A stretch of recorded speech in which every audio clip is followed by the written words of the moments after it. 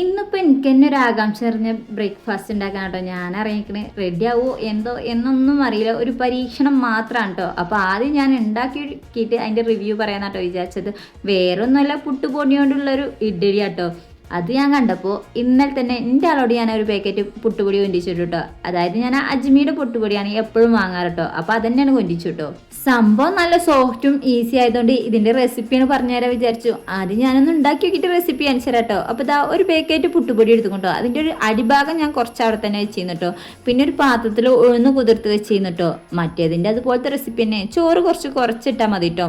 പുട്ടുപൊടി already soft ആണല്ലോ. അപ്പോൾ അതൊക്കെ കൂടെ ഒന്ന് അരച്ച് അപ്പത്തിന് നമുക്ക് പുട്ടുപൊടി ഒന്ന് കുതിർക്കാൻ വെക്കാം കേട്ടോ.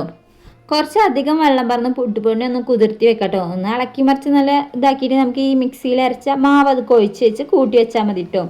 പച്ചരി കൊണ്ട് ഉണ്ടാക്കുമ്പോൾ നമുക്ക് സോഫ്റ്റ് ആകുമോ എന്നുള്ളൊരു പേടി ഉണ്ടാവില്ല. അളവ് കറക്റ്റ് ആയില്ലേ അങ്ങനത്തെ ഒരു പേടി ഇതിന് വേണ്ട കേട്ടോ. കാരണം പുട്ടുപൊടി ഓൾറെഡി നല്ല സോഫ്റ്റ് ആയിരിക്കുമല്ലോ നമ്മൾ പുട്ടുണ്ടാക്കുമ്പോഴൊക്കെ. അജ്മിയുടെയാണ് ഞാൻ ഉപയോഗിക്കാറ്, അതുകൊണ്ട് എനിക്ക് വലിയ കുഴപ്പമൊന്നും തോന്നിയിട്ടില്ല. ഇനി നിങ്ങളൊക്കെ ഏതാ യൂസ് ചെയ്യാമെന്ന് എനിക്കറിയില്ലല്ലോ. പക്ഷേ എനിക്ക് ഉണ്ടാക്കിയപ്പോൾ ഇട്ട് നല്ല സോഫ്റ്റ് ആയിട്ട് കിട്ടിയിട്ടോ. നല്ല അടിപൊളി റെസിപ്പി കേട്ടോ. എന്തായാലും പുട്ടുപൊടി കൊണ്ട് ഉപ്പുമാവ്, പുട്ട് ഇത് രണ്ടും മാത്രമേ എനിക്ക് ഉണ്ടാക്കാറിഞ്ഞുള്ളൂ. ഇപ്പോൾ ഈ ഒരു ഇഡ്ഡലിയും കിട്ടിയപ്പോൾ ഞാൻ വളരെ ഹാപ്പി ആയിട്ടോ. അമ്മമാർക്ക് നേരം വെളുത്ത് കഴിഞ്ഞാൽ എന്താ ഉണ്ടാക്കുക, എങ്ങനെ ഇപ്പം ഉണ്ടാക്കുക, എന്ത് ബ്രേക്ക്ഫാസ്റ്റ് ഉണ്ടാക്കുക, അങ്ങനെയൊക്കെ ആവൂലേ. പിന്നെ എനിക്ക് ആകെ ഉണ്ടായിരുന്നൊരു പേടി എന്താണെന്ന് വെച്ച് കഴിഞ്ഞാൽ ഞാൻ നല്ല വെറൈറ്റി ബ്രേക്ക്ഫാസ്റ്റ് ഉണ്ടാക്കി തരാമെന്ന് പറഞ്ഞിട്ടാണ് ഇന്നലെ പുട്ടുപൊടി കൊണ്ടിച്ചത് കേട്ടോ. പക്ഷേ കാക്കുവിനൊക്കെ ഭയങ്കര ഇഷ്ടമായിട്ടോ. ഇത് കാക്കു ഒരുപാട് കഴിക്കുകയും ചെയ്തു. അപ്പം എനിക്ക് തന്നെ നല്ല സന്തോഷമായിട്ടോ. കാരണം നമ്മൾ ഉണ്ടാക്കിയെടുക്കുന്ന റെസിപ്പീസും ഭക്ഷണങ്ങളൊക്കെ അവരിങ്ങനെ കഴിക്കുന്നത് കാണുമ്പോൾ ഭയങ്കര സന്തോഷമല്ലേ. അപ്പം എനിക്ക് ഭയങ്കര ഇഷ്ടമായിട്ടോ. കാക്കു ഇന്നലെ അത് ഫുള്ള് കഴിക്കുന്നുണ്ടപ്പോൾ.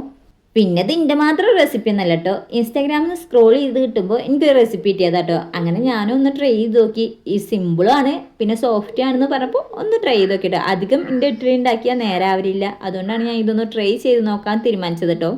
ഇതുപോലെ ഞാൻ ട്രൈ ചെയ്യുന്ന വീഡിയോസുകളൊക്കെ ഇതിൽ ഇടാനാട്ടോ വിചാരിച്ചിരിക്കുന്നത്. അപ്പോൾ നമ്മുടെ പേജ് ഒന്ന് ഫോളോ ചെയ്യുക. പിന്നെ നിങ്ങൾക്കറിയുന്ന സിമ്പിൾ റെസിപ്പീസൊക്കെ ഒന്ന് കമൻറ്റ് ചെയ്യുക കേട്ടോ. എനിക്കൊന്ന് ട്രൈ ചെയ്ത് നോക്കാൻ. എനിക്ക് ചപ്പാത്തി, പുട്ട്, ദോശ അങ്ങനത്തെ കാര്യങ്ങൾ മാത്രമേ അറിയുള്ളൂ കേട്ടോ. അപ്പോൾ കണ്ടോ ഇതുപോലെ നല്ല സോഫ്റ്റ് ആയിട്ട് കിട്ടിക്കണം കേട്ടോ. അപ്പോൾ ഇങ്ങനെ സബ്സ്ക്രൈബ് ചെയ്യല്ലേ മറക്കണ്ട കേട്ടോ. സബ്സ്ക്രൈബ് ചെയ്തിട്ടില്ലെങ്കിൽ ഉറുമ്പിന് കടിച്ചു ഉറപ്പാണ്. അതാ അപ്പോൾ ഞാൻ കഴിച്ചിട്ട് വരാം. അപ്പോൾ ഓക്കെ, ബൈ, അസ്സലാമു അലൈക്കും.